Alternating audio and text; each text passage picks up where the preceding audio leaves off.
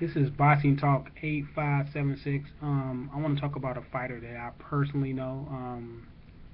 He's a fighter by the name of Harold Brazier. A lot of you might not know Harold Brazier. He fought out of South Bend, Indiana. That's where I currently stay at. Um, he was a gate, what you call a gatekeeper. A gatekeeper. He fought, a lot of top names. He fought Roger Mayweather, Floyd Mayweather Jr.'s uncle. He fought Meldrick Taylor. He fought Mickey Ward. He beat Mickey Ward. He fought Pernell Whitaker. Um, he had a very, very good, tough fight against Roger Mayweather. A lot of people say that he won the fight. I seen the fight. Very, very close fight. It can go either way. The fight against Meldrick Taylor, he lost by decision. Like I said, he beat Mickey Ward, the guy that had all those good fights with Arturo Gatti, and he lost to Pernell Whitaker. Pernell Whitaker and Meldrick Taylor, they both won gold medals in the Olympics. So he did had a good showing against those guys. Harold Brazier was known as a tough, tough fighter, mentally strong. He was named one of the best TV fighters back in his day for his style, come forward style, tough, tough minded, decent boxer, really good puncher. He was 100 and he had 105 wins, which is astounding. I don't care who you beat.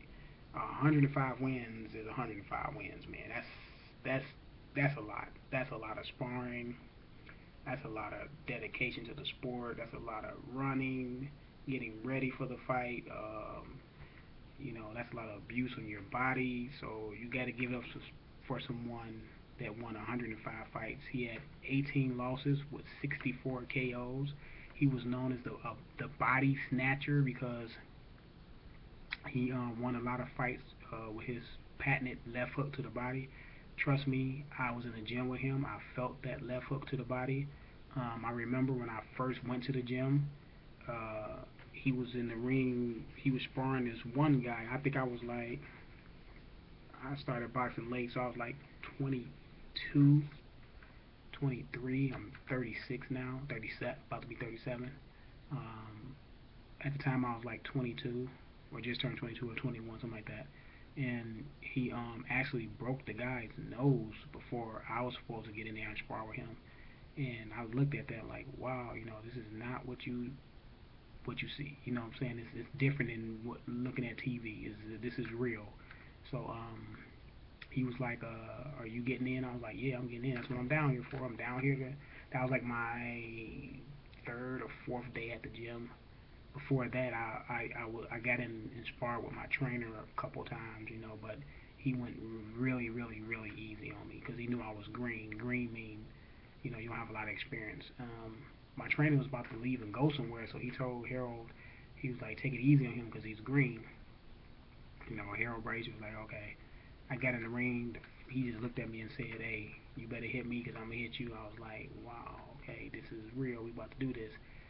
I threw a couple lazy punches out there, and he like do boom. Next thing I know, I was one knee on the pavement on the ground, and he was like, "Son, don't come back up into this ring until you learn how to protect yourself." And I said, "Yes, sir." So I trained and trained and trained, and make a long story short, the next time I went in there, I lasted 6 rounds with him, but he bust my lip pretty good in the inside. But yes, he was a tough fighter. At that time, he was 40 years old. Harold Brazier was 40 years old at that time. But he had a good career for himself. I mean, he was known as a gatekeeper. He wasn't. He didn't have no major belt. He won a couple, lower end titles, but nothing real big. But I got to commend him. I just want to talk about him and commend him because he did win 105 fights, and that's a good feat. But Harold was known when he was coming up for shutting down gyms. Man, people did not want to spar with Harold. Man, like they knew if they knew Harold was coming because he'll call certain gyms and it's like is anybody there for for me to spar? Guys at the Wild, guys used to leave the gym before Hero got there because he was so tough.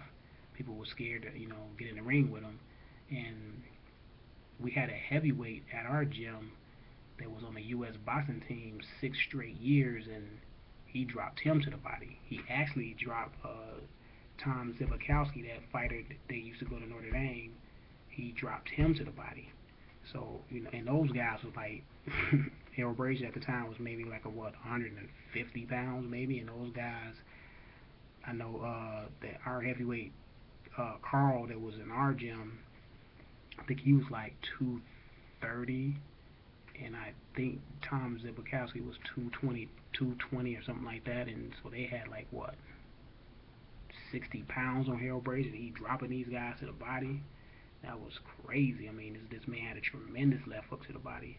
I know he was very technically sound. He was 40 years old, and he was still very technically sound, and he put punches together very well. I mean, he was a little bit slower on his feet, because he was older. His legs was just about gone. But if you stood in front of him, it felt like he was getting hit by like bricks. I swear to God, you can feel it down to your feet. But anyway, I just want to give Harold Brazier, a shout out. 105 wins, 18 losses, and 64 KOs out of South Bend, Indiana.